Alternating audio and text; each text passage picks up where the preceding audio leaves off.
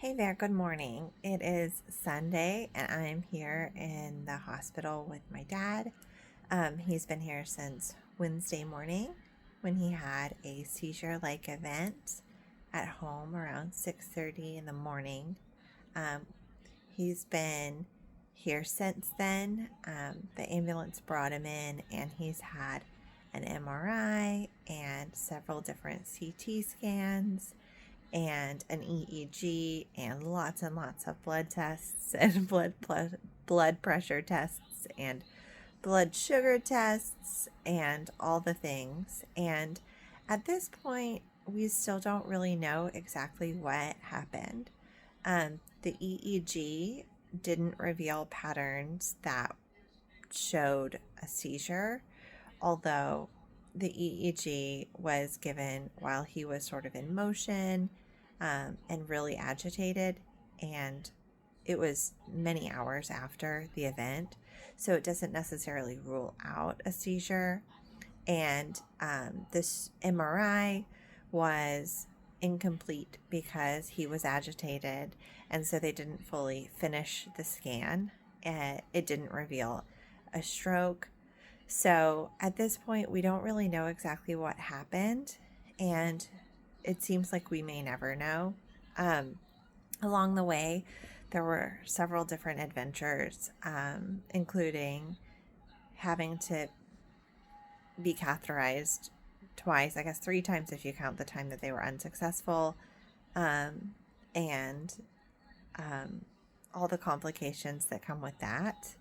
And they've also, through the CT scan, discovered a mass in his kidney, which is unlikely to have caused the seizure event, but just something to be aware of. Both seizures and strokes are more common with Alzheimer's patients, and especially, at least with seizures, especially with early onset and familial Alzheimer's patients. Being here with my dad in the hospital and my mom has been a real privilege. I'm glad that I've had the chance to be here with them. And as much as I am curious what happened, I'm also very, very interested in getting him into a more comfortable place because he is dealing with IVs and other things that he doesn't really prefer. Last night, my mom left about 7, and this was my second time to take a night shift with him, and he didn't sleep. Like, he just never went to sleep. He fidgeted with the electrode things on his chest, and he continued to flip his legs out the side of the bed, and he really did not want to wear anything or have any blankets on him.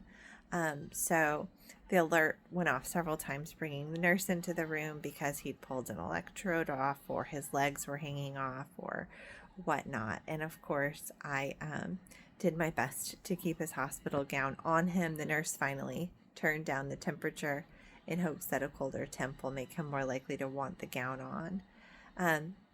He'll likely be discharged sometime this week, and at that time, he's likely to go to a skilled nursing facility where he will have access to the things that he needs right now because he hasn't walked since the seizure, and we are not sure how stable he is. So he needs help with pretty much everything. We've been feeding him small bites of food, and he's on the catheter. So it's going to be a big week for us, and lots of emotions, but right now, just taking each day as it comes. As I talk to you right now on this video, I'm watching him close his eyes and fall asleep, which is something I'm not sure he did all night last night. So I'm glad he's doing it.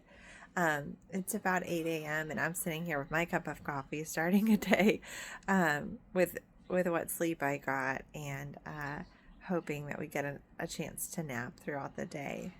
He might have his days and nights twisted up. Anyway, thank you for following along with our journey. This has been an unexpected twist along the road, and yet we knew that these risks existed.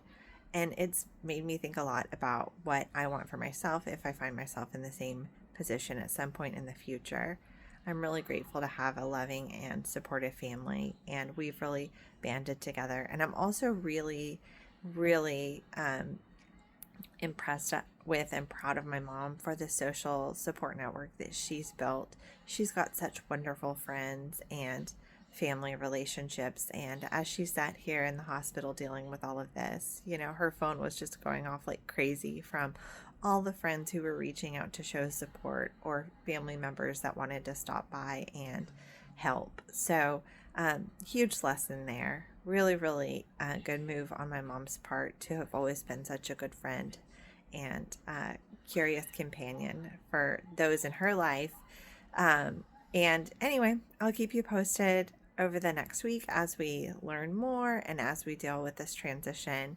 And I hope you have a great Sunday.